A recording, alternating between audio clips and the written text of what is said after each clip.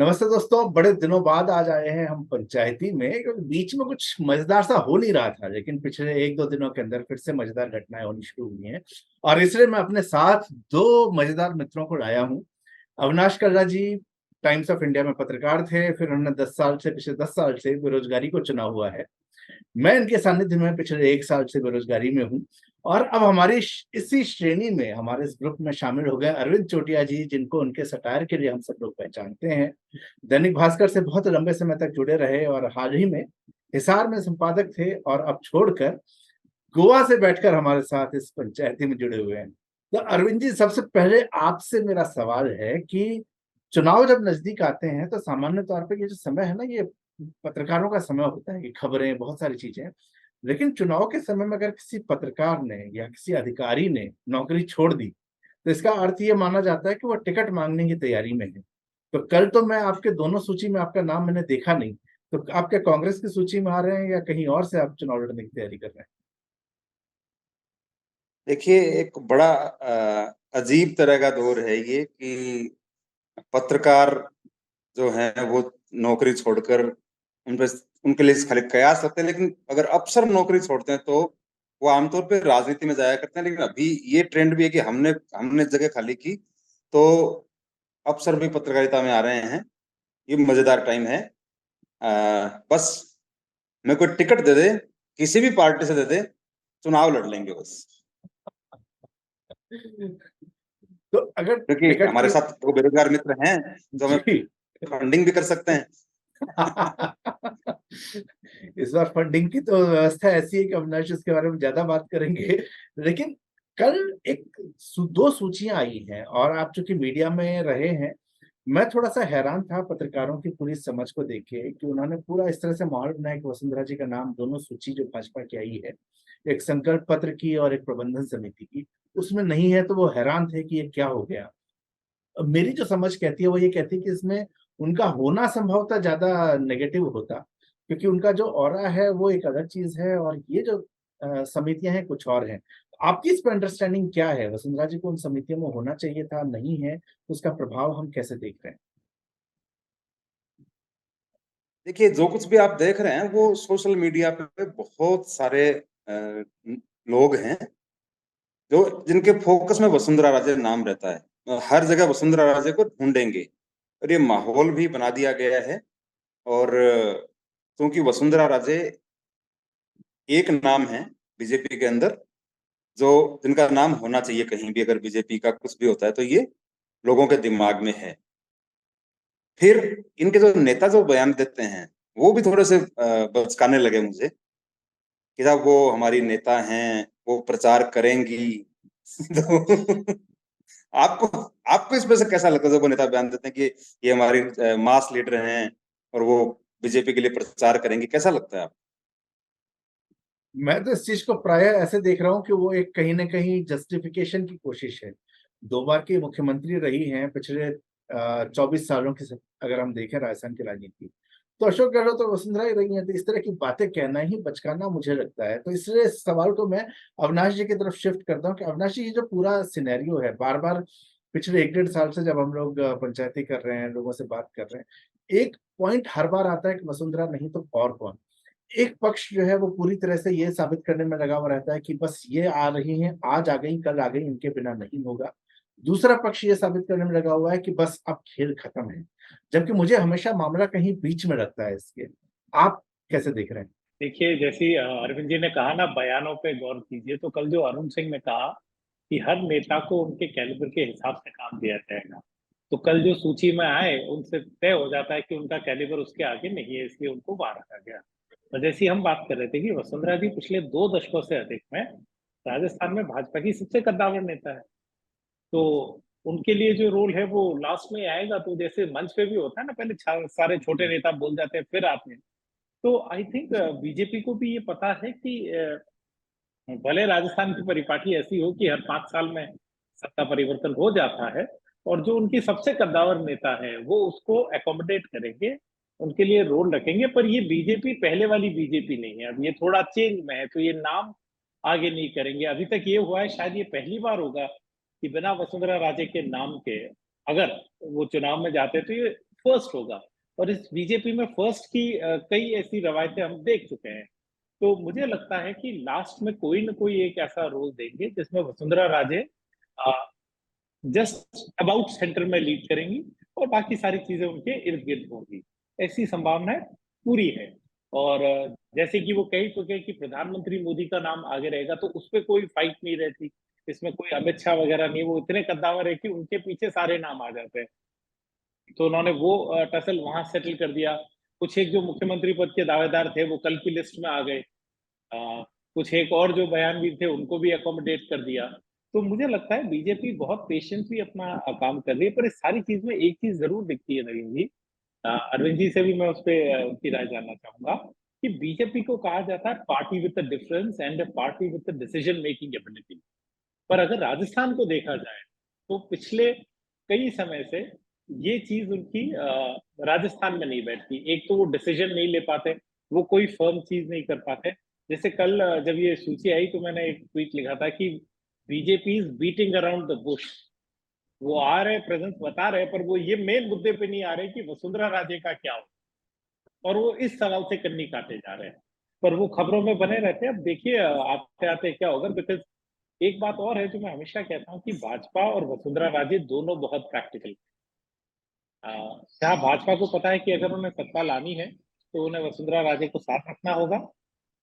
और वहीं वसुंधरा जी को भी पता है कि अगर मुख्यमंत्री बनना है तो पहले सत्ता में आना होगा पार्टी को। तो दोनों इस चीज को समझेंगे और अंत में अपना निर्णय लेंगे। बिल्कुल।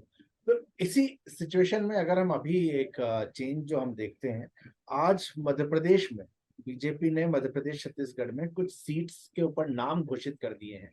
राजस्थान में ये सुनने में आ रहा था कि अशोक जी 2 महीने पहले ही सीट घोषित कर देंगे, कई नाम दे देंगे। एक आध तो कैंडिडेट कहने भी लगे हैं कि मुझे सिंबल मिल गया है। तो इस तरह की चर्चाएं होनी शुरू हो चुकी हैं।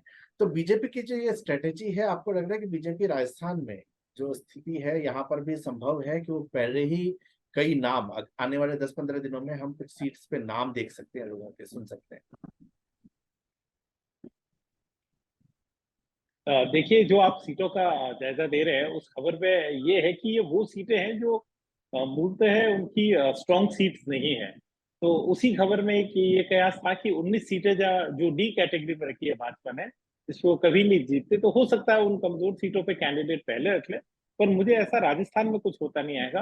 पहले नेतृत्व किसका क्या रोल, ये सारी चीजें तय हो जाए, उसके बाद कैंडिडेट चलता है।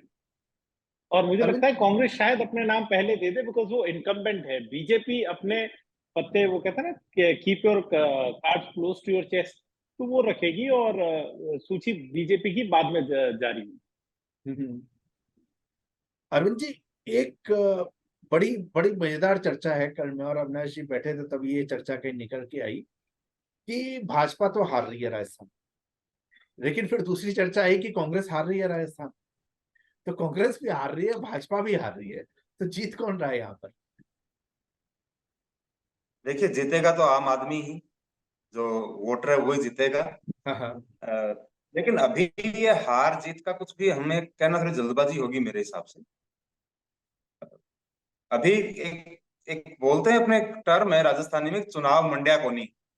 चुनाव अभी छाए नहीं है। चुनाव में अभी मतलब वो जो शतरंज की गोटियां हैं वो भी बैठी नहीं है।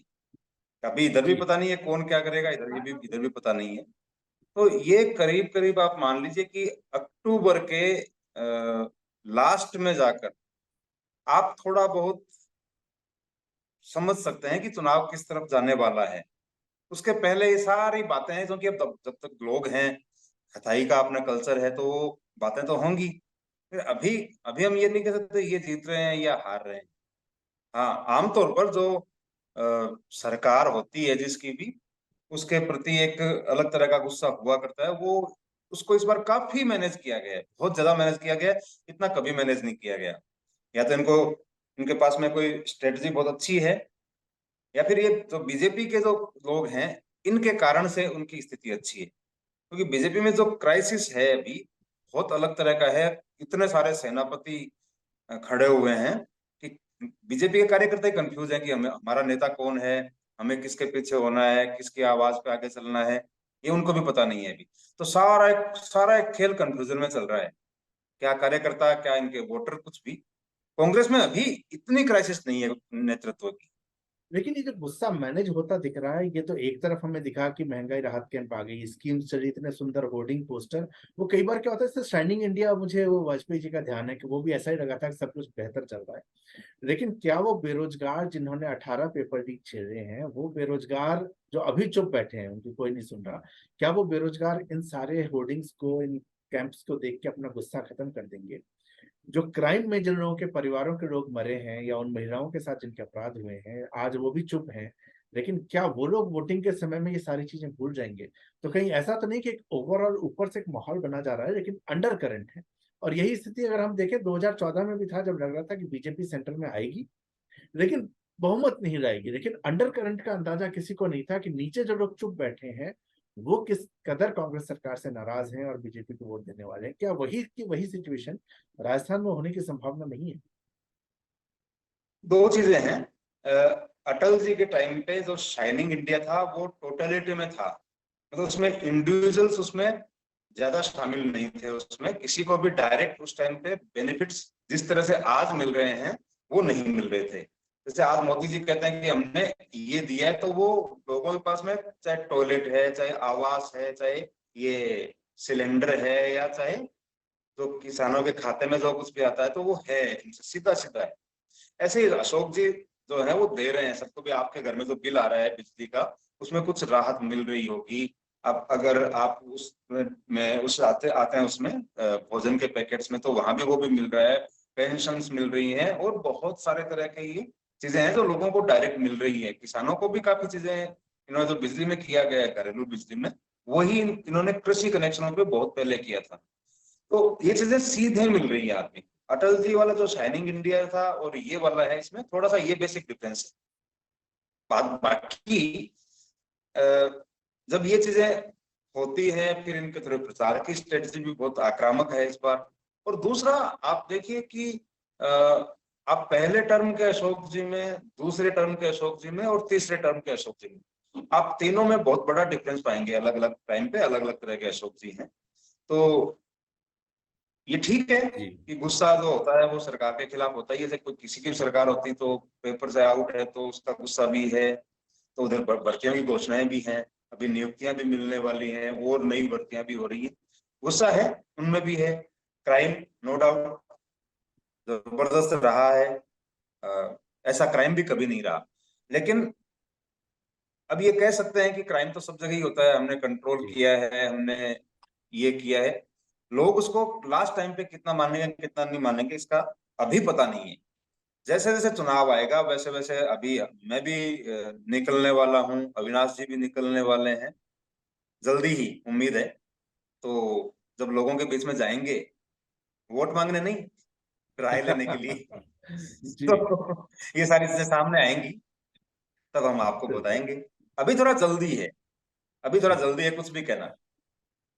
अविनाश जी, एक अरविंद जी की बात में जो शुरुआत में उन्होंने एक बात कही थी कि बीजेपी का भी जो पॉइंट है, बीजेपी की जो स्थिति है, वो भी कांग्रेस के पक्ष में जा रही है, आपसी जो लड़ाई है। लेकिन कांग्रेस की हम अंदर की बात करें तो पिछले 4 साल में तो हमने लगातार सचिन पायलट अशोक गहलोत की लड़ाई देखी। पिछले 2-3 महीने से एक बड़ी स्ट्रेटेजिक चुप्पी सचिन पायलट ने भी साधी है, और अशोक गहलोत जो रोज उनको उकसाते थे कि कुछ तो कहे, वो कुछ उटपटांग बयान देके, उन्होंने भी चुप्पी साधी है। रिसेंट जो उनकी मीटिंग भी खड़गे जी के साथ उसके बाद से हुआ। तो क्या ये माने, क्योंकि सचिन पायलट का जिस तरह का हमने पिछले 4 साल में देखा है, वो भी बहुत ज्यादा आतुर है मुख्यमंत्री बनने के लिए। तो अब उनकी चुप्पी उनको पीछे रख रही है। बीजेपी के पास कोई चेहरा ही नहीं है। अशोक जी जो है, चाहे पॉजिटिव जाए चाहे नेगेटिव जाए, उनकी स्कीम्स को लोग पसंद करें या ना करें, लेकिन अशोक जी एक चेहरा है। इस चेहरे के बावजूद यहाँ पर कांग्रेस आगे होती दिख रही है। लेकिन सचिन पायलट वाला फैक्टर जो अब एक बार फिर से वो साइलेंट फैक्टर है, कि अगर सचिन पायलट को साइडलाइन अभी भी किया गया, अभी भी उनके लोगों को अगर टिकट नहीं मिलती है, वो पीछे रहते हैं, तो क्या सचिन पायलट फैक्टर एक ऐसा फैक्टर नहीं होगा जो कि बीजेपी के पक्ष में चला जाएगा? देखिए, जैसा अभी नवीन जी ने कहा, अरविंद जी ने कहा, नवीन सर, कि चुनाव मंडे नहीं है, अभी बरसात बिछी नहीं है। एक तरफ हमें दिख रहा है इनकम्बेंट जो कि बहुत स्ट्रांगली प्रचार कर रहा है, आपने कहा कांग्रेस का प्रचार और बहुत अच्छा मैनेज किया है, और वहीं बीजेपी में उथल पुथल है। पर जब चुनाव फाइनली डिसाइड हो जाएंगे तो जो क्रिटिकल फैक्टर होगा वो है कि बीजेपी एक पार्टी की जगह एक इलेक्शन फाइटिंग मशीन है। वो पूरा मशीनरी इन ऑर्डर है, हर एक पुर्जा उसमें काम करता है। जबकि कांग्रेस सेंटिमेंट पे चलेगी। तो कांग्रेस पार्टी अभी तक अगर देखा जाए तो उन्होंने जो भी उनकी अंदरूनी फाइट्स रही हो, फिलहाल उन्होंने उसको अच्छे से कवर करके मैनेज रखा है। उनके अंदर के जो डिफरेंसेस है वो तब उजागर होंगे कि सीटें किसको कितनी मिलती है। हालांकि कह रहे हैं सभी सर्वे पे जाएंगे, ये करेंगे, वो करेंगे, तो वो एक नॉर्मल प्रोसेस है जो आता ही आता है। मैं इसमें ये बात कहूंगा कि अभी आपने जो कहा कि इस बार जो मैनेज किया गया है, आप कांग्रेस को पिछले 2.5-3 महीने से देखिए। जैसे ही उन्होंने ये जून में या अप्रैल में, मई में शुरुआत करी इस तरह महंगाई राहत कैंप की, चारों तरफ से मुख्यमंत्री अशोक गहलोत छा गए। हर जगह वो कारपेट बॉम्बिंग कर रहे थे, हेलीकॉप्टर्स पे जा रहे थे, फ्लाइट्स पे जा रहे थे, हर जगह दिख रहे थे। पर जैसे ही उनके चोट लगी, पिछले 35 दिनों से अगर देखें तो कांग्रेस का प्रचार था सिर्फ सोशल मीडिया पर रह गया। वो भी जो उनकी एजेंसी कर रही है। तो वो भी आप देखिए कि ये सारा स्टेज मैनेजमेंट थिंग एक आदमी के पीछे है। कांग्रेस भी अपनी पर्सनालिटी से इधर जा रही है कि वो एक ही आदमी पे कैंपेन बिल्ड कर रही है। जबकि बीजेपी जो चेहरे पे जाती थी वो भी बिल्कुल उल्टी पड़ी हुई है। तो ये बहुत जल्दबाजी होगी। और जो आपने ये बात कही, मुझे लगता है सितंबर तक बड़ा क्रूशियल टाइम होता है। अभी हम माहौल, सेंटिमेंट और इमोशन भी इसलिए गेज नहीं कर पाते क्योंकि सरकार का कार्यकाल, जब तक इलेक्शन कोड ऑफ कंडक्ट नहीं लग जाए, मॉडर्न कोड ऑफ कंडक्ट, तब तक लोग भी चाह रहे हैं अपने जितने काम हो जाए तो ऑल इज वेल जैसा एक पिक्चर आता है। असली कहानी जब पता पड़ेगी जब कैंडिडेट्स के बारे में आए। और आप वो देख लीजिए, जब अंदर खाने बात करते हैं तो दिखता है कि बीजेपी में एक सीट पे कई सारे लोग दावे डाल रहे हैं, जबकि कांग्रेस में वो हालात नहीं है टिकट मांगने वाले। तो उससे भी दिखता है कि लोगों का एक माहौल है कि कौन आएगा। तो मुझे लगता है ये सारे चीजें। और रही बात आपने कहा सचिन पायलट की, तो जितना खबरों से या इनसे पता पड़ता है वो कांग्रेस पार्टी के लिए वोट मांगेंगे। उन्होंने ओपनली कहा है कि मुझे जो भी रोल दिया जाएगा, and he is a good orator and a crowd puller. तो देखते हैं उनका रोल कांग्रेस पार्टी क्या डिसाइड करती है। जबकि बीजेपी में इतना तय है कि हम जितने कयास लगा लें, जो कर ले, एंड में वो बहुत ही एक सिंगल यूनिट की तरह चुनाव लड़ेंगी। ये मेरा मानना है। ये जो भी डिफरेंसेस हैं वो ऑलरेडी बैक एंड चैनल पे अपने काम कर ही रहे हैं। तो एक बहुत ही strong election fighting machine versus a sentiment driven election की। एक मुख्यमंत्री जिसने आपको इतनी योजनाएं दे दी और इतना सब कुछ दे दिया। पर एक और बात है, मैं जब अभी तक जितना ट्रैवल करके आया तो लोग ये बात बहुत आराम से कहते हैं कि चुनावी जो आखिरी साल होता है उसमें तो हर बार ही बजट भी बहुत अच्छा होता है, योजनाएं भी बहुत अच्छी होती है, पर वो योजनाएं क्रियान्वित कितनी होती है। मैंने कल देखा, शायद उन्होंने कल या परसों में मुख्यमंत्री ने एक जगह कहा था कि मैं बातें नहीं कर रहा, मैं गारंटी देता हूँ, बजट घोषणाओं में आएंगी। बहुत अच्छी बात है, उन्होंने कहा कि मैं गारंटी देता हूँ। पर उन्होंने बजट घोषणा में डालने तक की गारंटी बोली है, काम कराने की गारंटी नहीं बोली। तो गारंटी गारंटी का फर्क होता है। जी, गारंटी और वारंटी का फर्क भी एक समय हम समझते थे पहले जब छोटे थे। अरुण जी, बड़ी इंटरेस्टिंग बात जो अविनाश जी ने कही सचिन पायलट के बारे में, कि सचिन पायलट ने कहा है कि कांग्रेस का प्रचार करेंगे, जिम्मेदारी जो मिले उनको, चेहरा घोषित हो ना हो, जिम्मेदारी दी जाएगी, करेंगे। लेकिन बीजेपी के अंदर ये चीज उल्टी दिखती है। वसुंधरा जी पे हम, चूंकि हमने वहां से बातचीत शुरू की, मैं एक बार वापस वहां आता हूँ। वसुंधरा जी के केस में ये देखा जाता है कि जब तक उनको प्रोमिनेंस न दी जाए वो खुद से पार्टी के लिए कोई इनिशिएटिव नहीं लेती। कल जैसी चर्चाएं थी, एक बार को हम ये माने कि अगर उनको कैंपेन कमेटी में भी कोई बहुत प्रमुख रोल नहीं मिला, तो क्या वसुंधरा जी पार्टी के लिए काम करेंगी या वो एक साइलेंट मोड में चली जाएंगी?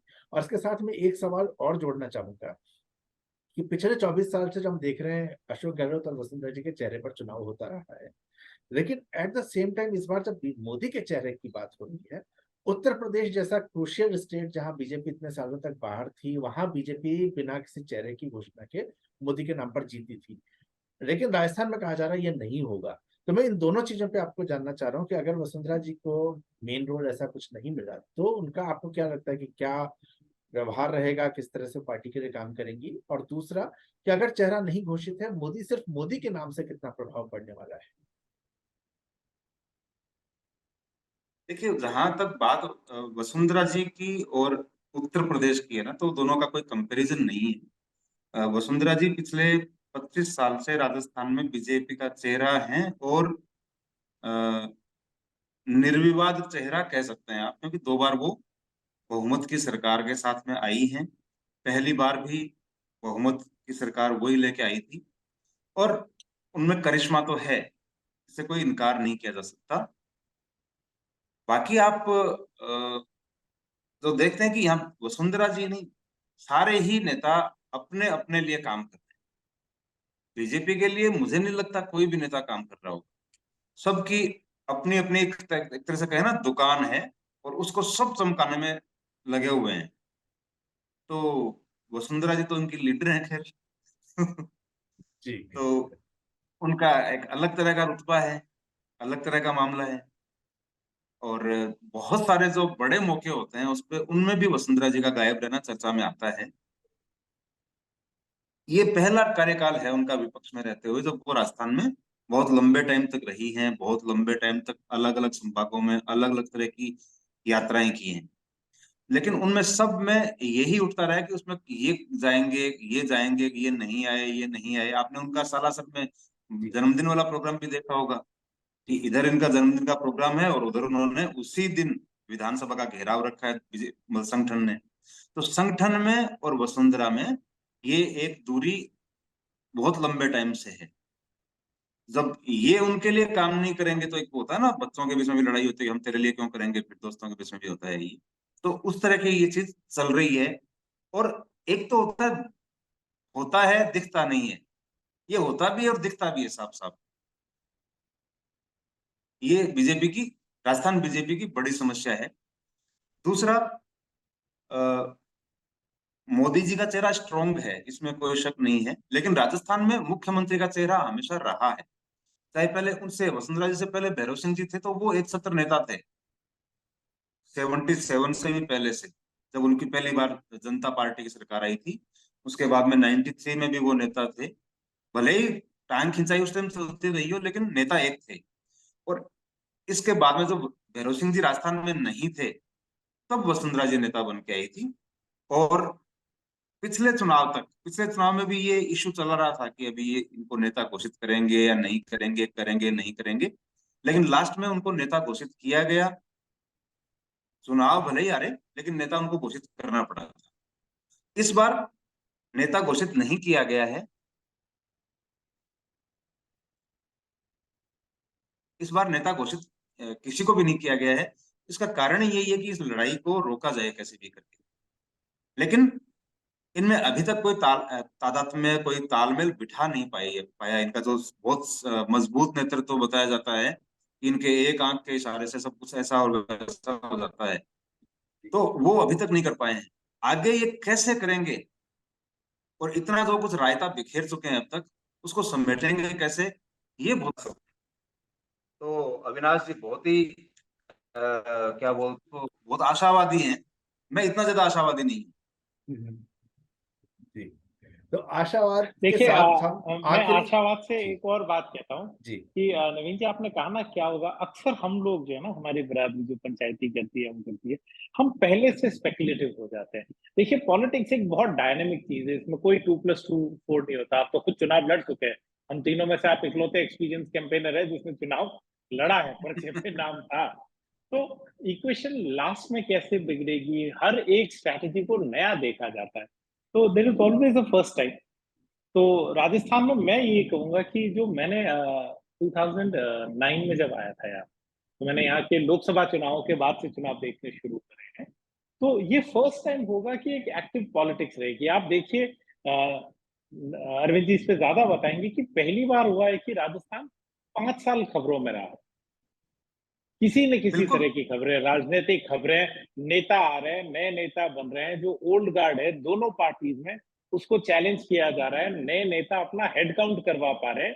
ये कई सारी चीजें हैं तो राजस्थान की पॉलिटिक्स को करीब करीब 2 ढाई दशकों बाद रोमांचक बनाती है। और उसके बाद नए लोगों की एंट्री जो जमीन तलाशना शुरू करेंगे। तो ये बहुत ही वाइब्रेंट इलेक्शन रहने वाला है। कई सारे समीकरण बनेंगे, कई सारी चीजें होंगी, तो हमें हर चीज इसी पंचायती पे नहीं रखना चाहिए, हर मोड पे नहीं पंचायती करेंगे। पर थोड़ा मुझे लगता है धैर्य रखें। और सर, वो आशा की बात कही तो उस पे ये है कि कृष्ण ने कहा ना गीता में कि hope is something that reign supreme in a man's heart. तो हमें आशा जी। अच्छी करनी चाहिए कि अच्छा ही होगा। बिल्कुल। अच्छा, हमारा सॉफ्टवेयर कह रहा है कि हम 10 मिनट के अंदर इसको खत्म करना है, तो मैं आखिरी सवाल आप दोनों से इसको खत्म पूछना चाहूंगा। एक बड़ी र्यूमर, क्योंकि राजनीति में र्यूमर बहुत होता है, एक र्यूमर जब मोदी जी मानगढ़ में आए थे और उनकी अशोक जी की जो 5 मिनट की चर्चा पर्दे के पीछे हुई, उसके बाद इतनी कहानियां बनी। उसी कहानी का आधार ये था कि मोदी जी का कहना है कि तुम राजस्थान जीत लो और मैं 2024 मैं जीतूंगा। तो हम उस र्यूमर के आधार पर, मैं सिर्फ ये समझना चाह रहा हूँ, मैं ये नहीं जानना चाह रहा कि दोनों के बीच में ये बात हुई थी, क्या बीजेपी की सेंट्रल लीडरशिप के लिए राजस्थान इस समय महत्वपूर्ण है या 2024 है? यदि सेंट्रल लीडरशिप को ये लगता है, और ये मैं आप दोनों से जानना चाहूंगा कि अगर उनको ये लगता है कि राजस्थान हार भी जाए, लेकिन जिससे कि ये सारा क्राइसिस खत्म हो जाए यहाँ लीडरशिप की आपसी फाइट का, लेकिन 24 में हमें पूरी 25 सीटें राजस्थान से फिर मिल जाएंगी, तो क्या वो राजस्थान हारने के लिए तैयार रहेंगे, या वो दोनों जगह पूरी जान लगाएंगे? तो अविनाश जी आप पहले बताएं, फिर मैं अरविंद जी से इसको पूछता हूँ। देखिए, कोई पार्टी चुनाव हारने के लिए नहीं लड़ती, और भाजपा तो बिल्कुल भी नहीं। और क्या एश्योरेंस है, वोटर का मूड आज क्या है, कल क्या है, मुझे नहीं लगता। ये रूमर से गॉसिप है, जो कहते हैं ना, idle minds are devil's workshop, ये वो है। और अगर प्रधानमंत्री जिनका कि मतलब मैं उन्हें हमेशा प्रचार मंत्री कहता हूँ, कि वो प्रचार में ज्यादा अपने आप को रिलीज करते हैं। प्रधानमंत्री तो वो भाई कंपल्शन फंस गए हैं। तो मुझे नहीं लगता कि जो आदमी 24/7 इलेक्शन वाले मोड में है, वो ये गिव अप कर जाएगा। और देखिए, राजस्थान भाजपा के लिए बहुत क्रूशियल है। हम जितनी रिपोर्ट्स देख रहे हैं उसमें ये लग रहा है कि छत्तीसगढ़ में उनकी स्थिति बहुत मजबूत नहीं है। मध्य प्रदेश में भी चूंकि वो सत्ता पलट के वापस अंदर आ गए, तो इस बार वो इनकम्बेंट है। वहां पे भी अंदरूनी झगड़ा चल रहा है कि शिवराज सिंह या कोई और या क्या खतरा। तो राजस्थान एकमात्र जगह है जो हर 5 साल बाद बिना एफर्ट के सरकार बदले जा रहा है। तो ये जगह तो वो कभी नहीं हारना चाहेंगे जो आ रही है। तो मुझे लगता जी, है ये सिर्फ खाली दिमागों के स्पेकुलेशन। कयास है, इसके आगे कुछ नहीं। जी अरुण बिल्कुल। जी, आप कैसे देख रहे हैं बीजेपी की स्ट्रेटेजी को? 24 महत्वपूर्ण है या 23-24 दोनों? बीजेपी के लिए ये 24 और जो 23 है, ये तो बहुत बड़े चुनाव होते हैं। इनके लिए पंचायत के, नगर पालिका के, और जो ये चुनाव होते हैं, ये पार्टी उतनी ही ताकत से लड़ती है। और चूंकि राजस्थान का जो जिम्मा है, वो बताते हैं कि नरेंद्र मोदी जी को दिया गया है। पहली बार किसी स्टेट की के चुनाव का जिम्मा प्रधानमंत्री ने लिया है। और जैसे कि अविनाश जी कह रहे हैं कि प्रचार उनका वो सबसे बड़ी ताकत भी है। तो क्यों हारना चाहेंगे? मतलब इसको हारने से कौन सा संकल्प सिद्ध होता है, कौन सा स्वार्थ सिद्ध हो रहा है उनका, मेरे समझ में नहीं आया कि ये सवाल कैसे बना है कि इसको हार जाएं।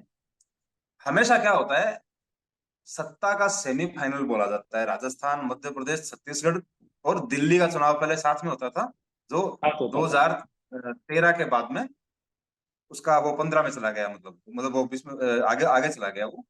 उसके बावजूद राजस्थान, मध्य प्रदेश दो देश के नंबर 1 और नंबर 2 बड़े स्टेट हैं। छत्तीसगढ़ उनसे लगा हुआ है, लेकिन अभी कांग्रेस का स्टेट है। तो ये वास्तव में सत्ता का सेमीफाइनल है, क्योंकि ये जो दिसंबर के आसपास जो रिजल्ट आता है, दिसंबर के लास्ट तक सरकार बनती है, तो उसका एक रोमांच रहता है अगले कुछ महीनों तक। और वही हवा बनती है आगे 2024 में। यानी अगला जो लोकसभा चुनाव आता है, इनका मतलब टाइमिंग इस तरह का है कि इस टाइम पे जो जो हार या जीत होती है, उसका अलग तरह का एक वो रहता है। पिछले एक चुनाव का आप छोड़ दीजिए, वो मोदी लहर वाला मामला या वो बालाकोट टाइप का कुछ भी था वो, अदरवाइज हमेशा यही होता है। तो इनके लिए बहुत महत्वपूर्ण है। और बहुत महत्वपूर्ण राजस्थान का इसलिए है कि मध्य प्रदेश और छत्तीसगढ़ दोनों ही जगह स्थिति अच्छी नहीं है। कोई अच्छे वहां से संकेत नहीं मिल रहे हैं। जैसे जैसी लड़ाई राजस्थान में, उससे भले ही कम लड़ाई है मध्य प्रदेश में, लेकिन शिवराज सिंह चौहान का ये करीब करीब सत्ता में रहते हुए 20वां साल हो जाएगा। तो उनके प्रति एक वैसे जो ऑब्वियस चीज होती है, वो भी एंटी इनकम्बेंसी है। और वैसे भी बीजेपी के खिलाफ एंटी इनकम्बेंसी है। ऊपर से आपस की लड़ाई, वहां पे सिंधिया का क्या होगा, शिवराज का क्या होगा, ये सवाल वहां पे चल रहे हैं। और छत्तीसगढ़ में बताते हैं कि कांग्रेस एक अच्छी स्थिति में है। तो ऐसे में फिर बचता क्या है आपके पास में? राजस्थान। अगर वो भी आपके पास में नहीं आता है, तो स्थिति एक तरह से विकट हो जाएगी। तो ये पूरी ताकत राजस्थान को जीतने में लगाएंगे। जी, लेकिन जो इन्होंने जितना कुछ किया है राजस्थान में, वो नहीं करते तो शायद ज्यादा अच्छे संदेश जाते। हम्म, ये जितना कुछ कर रहे हैं, वो सारा का सारा मेरे हिसाब से फ्लॉप होता जा रहा है। जितने भी ये अभियान लाए हैं अब तक, सारे, एक भी अभियान गति नहीं पकड़ पाया। आप देखिएगा, लाए तो डिजाइन खूब किए हैं, अच्छे अच्छे वीडियो भी बनाए हैं, अच्छे अच्छे स्लोगन भी लाए हैं, लेकिन ये सिरे नहीं चढ़ पा रहा।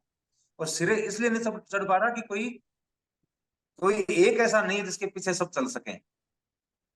और वो मोदी जी अभी तक उस मोड में आए नहीं है। वो जब आएंगे तब तक हो सकता है कि सब लोग उनके पीछे चल जाएं, लेकिन अभी तक कोई भी नहीं है। और जब भी इनका कुछ होता है तो डिफरेंसेस ऊपर के ज्यादा आते हैं। इससे अच्छा इनको अगर कुछ नहीं करवाए ना, तो ज्यादा ज्यादा बेहतर है। जी, ये बड़ा अच्छा आपने कहा कि नहीं करवाए। ये तो इन्होंने ये सही भी जी, कहा चोटिया जी ने। इसमें आप देखिए कि अमूमन जो हमारी आदत पड़ी हुई है ना कि कोई एक कैंडिडेट होता है जो बीजेपी का प्रदेश अध्यक्ष का बोझा ढोता है, and then Vasundhara ji comes into picture and she comes in like a Mahendra Singh Dhoni kind of dead and में आते हैं। उनके ऊपर कोई सवाल नहीं होता। What she does is the right thing and she finishes it in a style.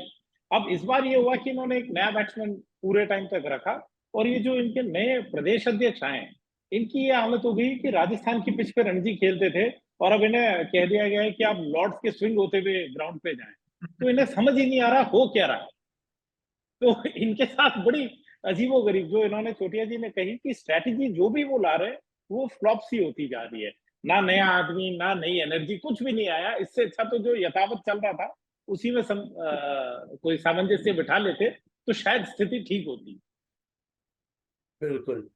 तो ये आज की पंचायती थी मित्रों, और मेरे ख्याल से जो अरविंद जी और अविनाश जी से बात करके समझ में आ रहा है कि आने वाला जो समय है, अभी हम शायद कोई कयास लगाना बहुत मुश्किल है, क्योंकि चाहे मध्य प्रदेश हो, छत्तीसगढ़ हो, राजस्थान हो, चीजें जिस हिसाब से चेंज हो रही हैं। और मेरे बैकग्राउंड में स्वच्छ भारत का गाना बज रहा है, तो मोदी जी अभी कमजोर तो नहीं पड़ने वाले, ऐसा मुझे लगता है। टाइमिंग इस तरह की आई है। लेकिन हाउस ऑफ कार्ड्स हो, सीक्रेट गेम्स हो, मिर्जापुर हो, इन सबसे ज्यादा इंटरेस्टिंग जो है आने वाले 3 महीने होने वाले हैं। अखबारों खबरों पे तो नजर बनाए रखें और पंचायती में बनाए रखें, क्योंकि यहाँ पर जो लोग बात करने आते हैं वो बात जो है हवा में खबरों के आधार पर नहीं करते। जमीन पर जाकर जन चीजों को एनालाइज करते हैं। खबरों को बहुत समय तक देखा है, उनको एनालाइज करके हम लोग एक एनालिसिस को प्रेजेंट करना चाहते हैं। तो इस चैनल को सब्सक्राइब करें। हम तीनों लोग ट्विटर पर हैं, तीनों के हैंडल आपको अभी थोड़ी देर में नीचे नजर आएंगे, आप हमको वहां भी फॉलो कर सकते हैं। तो जुड़े रहें, और आप दोनों का बहुत बहुत धन्यवाद, और अरविंद जी का विशेष धन्यवाद। आपने गोवा में जो है ये समय जब आपको बीच में होना चाहिए था, आपने ये समय राजस्थान की राजनीति को ये दिया हमारे है। बीच में, हाँ, ये हमारे हमारे बीच बीच में। बीच की जगह आप हमारे बीच में आए। इससे ज्यादा जो है कर्मठता एक पत्रकार की हो नहीं सकती है, तो चाहे नौकरी छोड़ दे, लेकिन आप अविनाश जी ने भी कहा था मैं कि आपको पत्रकार अरविंद जी का हमेशा। दूसरा किस्सा बताता हूँ। जी, अरविंद जी को आप चाहे हिसार भेज दें, गोवा भेज दें, ये राजस्थान और यहाँ की चीजों से हट नहीं पाते। ये इनके साथ बड़ा संकट है। तो ये हम चाहते हैं कि ये राजस्थान है नहीं था। राजस्थान वाला संकट जो है, ये प्रेम जो राजस्थान का बना रहे ऐसे ही, और हम इसके बारे में आगे और बात करते रहेंगे। आप कुछ कह धन्यवाद रहे रवि। हैं? राजस्थान जिंदाबाद था, राजस्थान जिंदाबाद है, और है, राजस्थान जिंदाबाद रहेगा। बिल्कुल। बहुत बहुत ये गदर धन्यवाद। 3 की शुरुआत है। गदर 3। जी, बहुत धन्यवाद।